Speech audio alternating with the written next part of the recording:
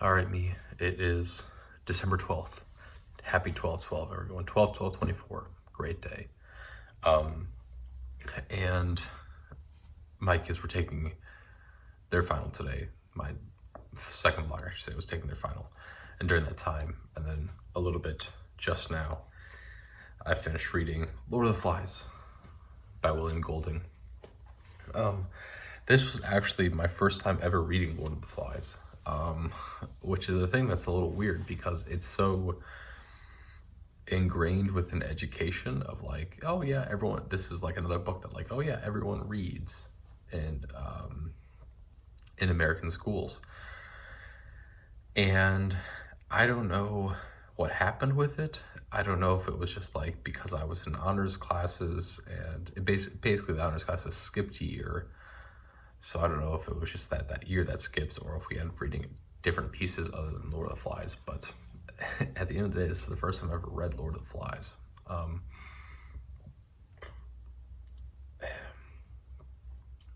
There's not a lot to say on it that doesn't get said a whole bunch anyways, just because it is so well read and so often used, right? But I think there's a couple key points to bring out there, right? Is that number one, this William Golding is not writing about it's not writing about people in general, right? He's writing about this very specific subsection of people in British schoolboys and what happens when they are left to their own devices, right? And now I think you can argue that has come forward again in recent years, but for the most part, right, this sort of idealism of what would happen if you were to leave a whole bunch of boys alone on an island, it wouldn't come to this level necessarily, but certainly there would be, you would probably have a lot of things similar to this, but part of that comes down to is the culture in which we raise kids, right? And very specifically for this instance, we're looking at the culture that we raise young boys in. And I've talked about this a lot in my own personal life. I don't remember if I've talked about it a whole bunch here, but it is, I argue, the greatest disservice that we do to young boys and then to young men, in which we center almost all of their socialization based in and around competition in some way, right? Everything is competition based, whether that be through sports and athletics, whether that be through like academics, whether it just be through, you know, how we treat schools and treat socialization in schools. Everything is about competition and is about power, right?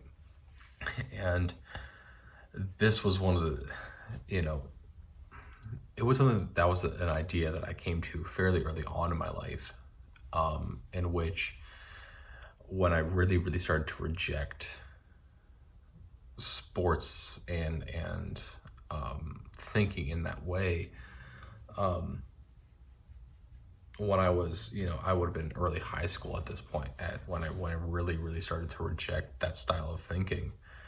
But then even like there were flashes of that well before, of where like I was never, when I was playing with friends, you know, video games or even sports, right, it was never my desire to beat them. It was my desire to play cooperatively and have fun in that sense.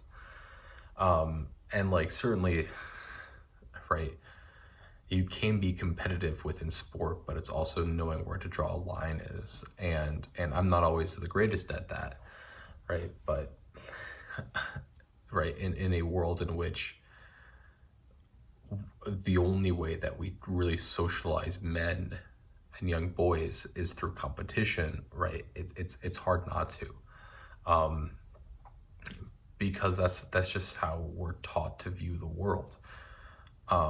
which isn't healthy. Um, and then, once you get into, Lord of the Flies territory of where all of a sudden you have 12, 12-year-olds that are in charge of the society. Well, if you have only taught boys from ages birth to 12 to care about themselves, about having fun, and to care about being in charge and being a leader, then all of a sudden everything falls apart. The civilization that we have, right, in this case, is the British civilization, as talked about by the officer at the end. None of it makes sense anymore if that's the only way that you treat people, and that's the only way that you expect people to act, right?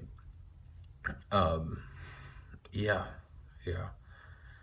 right. It's a commentary on about how the way that we raise kids and the way that we raise children, especially young men who are going to, at this point in time, and still a lot to extent at this point in time, as in my contemporary time, of young men that are going to be in charge of a lot of things and rule a lot domestically. Whether or not that's the right thing, that's what a lot of times just ends up happening, right? And if you only raise them, your leaders, to care about what can you provide for me, and am I the best, am I in charge, then the entire way that we have structured civilization falls apart, right? So yeah. There's also something in there about the ideas of instant gratification versus long-term success, right? Because you have the two sides. You have the side led by Jack, and then you have the side that is led by Ralph and Piggy, who, right, the separation between the two of them comes down to long-term success of trying to get off the island and trying to go back to some sort of normalcy and continue to live, versus the immediate gratification of hunting and what they constantly call savagery by Jack and his army, effectively. And a lot of it comes down to is the fact that instant gratification is fun. It is instant gratification, whether it be through this, whether it be through Instagram and TikTok and whatever. Instant gratification is so much fun, right? And when your direct comparison is then against this long-term standing of, look, we got to be realistic about this. We have to build shelters. We have to put in a whole bunch of manual labor. We have to think. We have to do hard stuff. No one wants to do that, right? Everyone wants instant gratification and feeling like you're in charge and feeling like you're powerful, right? And so, when you're comparing the two of those things, everything falls apart, right? The entire time, when you look at who's having fun on the island and who's getting along on the island and who's not and who's frustrated, the people that are being instantly gratified are the people that are enjoying themselves and having fun, and therefore, because they're having fun, they have more power to speak, and they can speak more coherently, more thoughtfully, versus you have the Ralph side, in which, because it is so taxing to think long term, points get muddled and they're not as clear and distinct because they're not so immediate, right?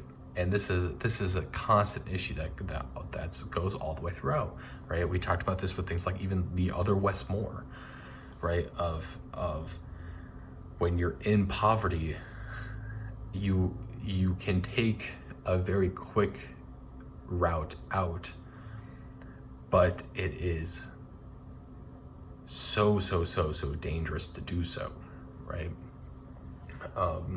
versus, you know, the long-term planning and having to see above what is there and what is available to you.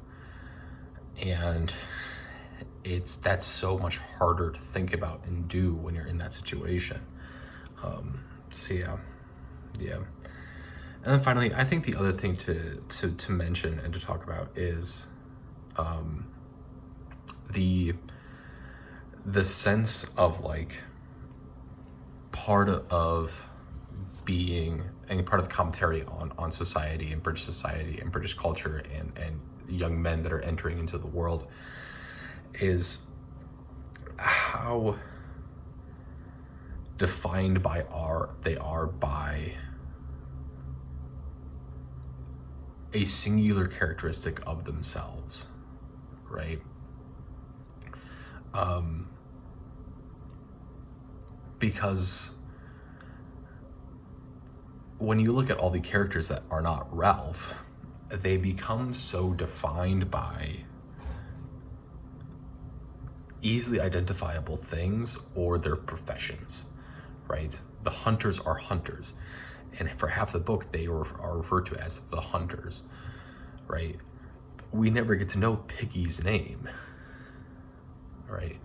Piggy is just Piggy. Why? Because he's fat and he has short hair and his hair doesn't seem to grow, and he has the characteristics of a pig. The little ones, it doesn't matter what the fuck their name is.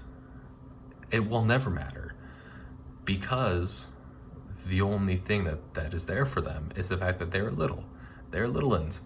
They can't necessarily contribute in the same way, which is a whole other issue that involves with British society of like, oh, you're useless right now, therefore you're not worth anything.